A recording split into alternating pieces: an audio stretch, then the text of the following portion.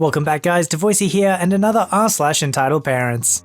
Don't forget Voicey veterans to like, subscribe and hit that bell to never miss an episode. This story was called The Entitled Mother Who Used to Make Me Watch Her Kid Until My Mother Had Enough. This story actually kind of hurts me a little bit because at one point I used to love being around my little cousin. He was a sweet kid when I used to watch him at first, but at one point we moved away, so I hadn't seen him for a few years. To be honest, he's more like a step-cousin or whatever you call the grandson of your step-grandmother. To save time, my cousin will be EK for Entitled Kid, and my aunt EM for Entitled Mother, EG for Entitled Grandma, GD for Granddad, and GC for the other grandchildren. At the time, our family had fallen on hard times, so we had to live with my granddad, just me and my mum. Granddad loved us, but EG was fake to say the least. She didn't like us and frequently talked behind our backs and stole things from us like a Kroger card, my iPod Shuffle, and pink oil,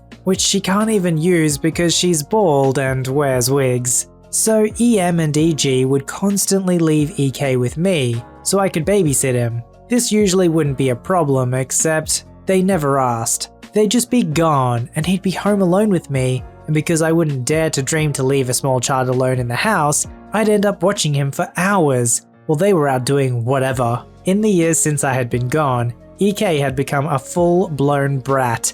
He would kick in the door to me in my mother's room, try to eat our food and drinks without asking, and constantly remind us that this was EG's house and we weren't his mother, when we told him no. For the record, it was my granddad's house. It got to the point where we had to lock the door, at which he would just start banging on the door just to annoy us to try and get back in. My mother would constantly come home confused as to why I was watching EK, and I would have to explain to her that I didn't know where EM and EG went, and he was just here. EG would make a really big breakfast every morning, something I know for a fact she didn't do before we started living there, as even her grandkids around my age and older were confused by this. She would do this and never offer my mother and I any. We never ate any breakfast EG made. Yet she expected us to wash the dishes and clean the kitchen that she purposely made a mess of. Initially, we did this just to keep her from hearing her annoying sly remarks about the kitchen being a mess, around us specifically, even though she was the one who messed it up. Mind you, Entitled Grandma doesn't work. Finally, my mother had had enough on my birthday, when everything boiled over. As usual, EG left the kitchen a mess, and EG and EM left Entitled Kid with me, without asking, and at this point, I had had enough of his behavior. I'd spoken to EM about this before, and she always claimed she'd do something about it, but never did. He needed to be disciplined, or he was going to be a brat forever, and as long as I had to watch him, I was no longer putting up with it. EK was kicking a ball around the house and knocked things off the table, so I took the ball from him and made him sit down on the couch. Of course, he tried to defy me, so I had to physically keep him on the couch until he got the message. He wasn't going anywhere until he behaved. Of course, he threw a tantrum and started crying and screaming his head off, but I didn't care. He was going to behave this time. My mother and granddad came home to EK screaming his head off and asked what happened. I explained as usual, Entitled Mum and Grandma left him alone with me without asking, and that he was misbehaving, so he was confined to the couch. My mother is livid because she had specifically told EG and EM and Granddad that she was taking me out for my birthday, and they did this on purpose to ruin our plans and my birthday, as they had done with plans we made before with their BS. My mum puts up with a lot, but not when people are blatantly screwing with her children. Granddad makes EK go upstairs to his and EG's room and makes him take a nap, and my mother and I go out as planned. When we get back, EM and EG are just getting back from wherever they've been and are visibly upset I wasn't in the house watching EK, and start screaming at us about leaving their precious baby home alone and how I was irresponsible and selfish. My mum immediately shuts them down,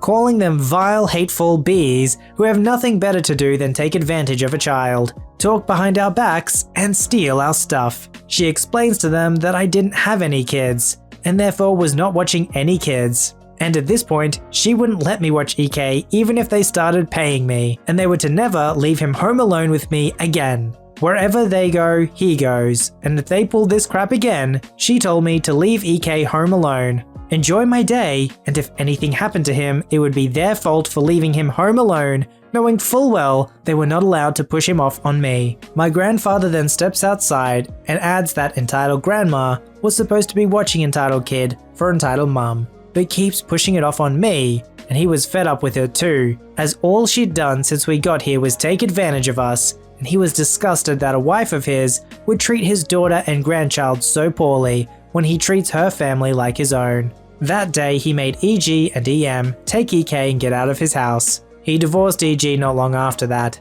I haven't heard from them, but I still keep in touch with her grandchildren, who were around my age as they were pretty cool and never liked her attitude towards us. They are still allowed to visit and spend time with Granddad, but EM and EG are not welcome to this day. As I am to understand, entitled grandma is living with entitled mum and driving her crazy. This story was called I Was Harassed and then EM demanded my crutches to cut a line. To start things off, I should explain why I needed my crutches. I was born with a couple different medical conditions, one of which caused my bones to be weak and another causing me to lose sight in one eye. After lots of treatment and therapy, I was strong enough to walk on my own with crutches, but I still needed assistance with some things. I'm A-okay now with the exception of my vision. This happened literally the day after I was discharged. I was 8 at the time. My family decided to take me on a week-long trip to a place about 3 hours from our home because it was very beautiful and not very crowded. So it was the perfect place to relax and get used to being outside. My mum had to leave for an emergency at her job the morning of our trip and took the car. This left me with my dad, figuring out the most efficient way to get there would be by bus. We got to the bus terminal really early and hung around for a bit. About an hour before our bus was to board, my dad asked if I needed to go to the restroom.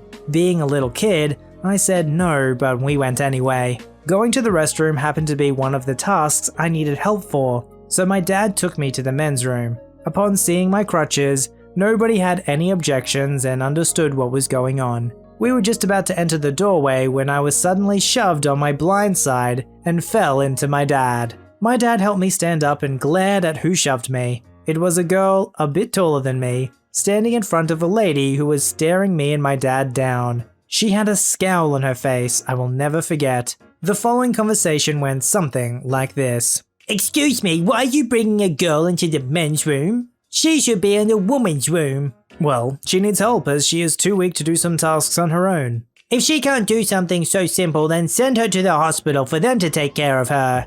I was shocked and beginning to get angry at that comment. Instead of worrying about how I take care of my daughter, why don't you take care of your kid and teach her some basic manners and not to shove people? "Your kid could easily have dodged it, or is she just that weak that a tap sends her falling?" "She's unable to see well, and clearly is very weak, so..." "That's not my fault that she is a blind and handicapped burden to society. If you're bringing a girl to the men's room, then my daughter and I will be going in there too." Here the man behind us and in front of us stepped in. "He needs to be with his kid to ensure her safety. You have no right to be here or say anything about him and his kid. You and your kid need to leave these two alone and go to where you belong. If it's the restroom you need, you both are old enough to understand that you don't belong in this one." After leaving in a huff with her kid, my dad and I thought it was over. He thanked the two men for stepping in and they said they couldn't stand by and just watch what was going on. Fast forward a couple of days and we were enjoying ourselves on our trip. This location also has a small carousel that I was waiting in line for. The operator saw me at the back and kindly allowed me to cut the pretty short line. Once off the ride, guess who comes jogging up to me and my dad? "Hi, I know we kind of got off to a rough start, but I hope it's all good now." My dad chose to ignore her. "Hey, come on, please hear me out. I saw your daughter got to cut the line and get on the carousel because of her crutches. Can you let my little girl borrow your crutches so she can cut the line too?" I was shocked and replied, "I need these to stand. I can't give them to you." "Didn't your parents ever teach you not to be selfish and to share? We will give them back, I promise." She tried to snatch them from under me before my dad stepped in front of me to block her. "After what you did to us last time, what gives you the right to even come near us again? Let alone ask for the very thing you ridiculed my daughter for." "Please, as a fellow parent, you should know how hard it is to give kids a happy life. Please, Linda." "Yes, I know that better than you, and you surely aren't applying that idea to my kid. Back off now." She tried to say something else, but the riot operator saw what was going on and called security. They escorted her and her child away, and that's the last I've seen of them. She calls her a burden on society, but we all know the real burden on society is entitled parents. I'd much rather be inconvenienced and let somebody who has a disability in front of me in a line than have to stand in line with an entitled parent and their kid. This story was called, "No, my therapy dog isn't going to kill your child." When I was around 13, my friend, my dog, Chocolate Lab plus Pit, important, and I went to my local park because they were hosting an event where they were giving out free ice cream. And who doesn't like free ice cream? When we got there, we noticed that there were hundreds of people in the park. We thought it was a better idea to split up. My friend go and wait in the line, while I waited in the open field with the dog. While waiting in the field with my dog, who was always on a leash, may I add, a little boy, probably 8, I don't know, walked up to me and asked to pet my dog. "Hello, mister. Can I pet your puppy?" Sure you can. His name is Rufus and he's very nice. Pet him softly on his ears or down his back. He likes that the most. Nice Kid was giggling the entire time during this, and I always love when people admire my dog. While petting Rufus, entitled parent walks up and sees what's going on and gets a face of absolute fear. He runs up to his kid and violently pulls him away from my dog, who wasn't really paying attention to what was happening at all, being the drama queen he is. "How dare you bring that monster here?" Monster? You mean my dog? "Yes, of course I mean your dog. That's a pit bull." Rufus wouldn't hurt a fly. He's a certified therapy dog. He goes to a preschool to play with kids all the time. He doesn't hurt anyone. "That doesn't change anything. Eventually it's going to follow its instincts and hurt someone." This struck a nerve in me. I get really mad when people say bad things about my dog because he is the best dog I've ever had, or probably ever will have. How dare you say that about my dog? Who gives you the right to call my dog a murderer? Pit bulls aren't violent. They're just trained to be that way. Rufus is the nicest dog I've ever met, and you walk up to me calling him a murderer and ruining your child's time petting a dog? You're too ignorant to know anything other than a stereotype of pit bulls than to actually let your child have a good time. ED is kind of stunned having a preteen yelling at him. He scoffed and walks off with his kid. I was still steaming with anger when my friend returns with 2 cones of ice cream, and I explain what happened while he was gone. Obviously my dog, being the good boy he is, attempted to cheer me up. I understand why ED reacted the way he did. He probably just wanted to protect his child, but when he calls my dog a murderer, I lost all understanding and had to go off on him, the best my 13-year self could.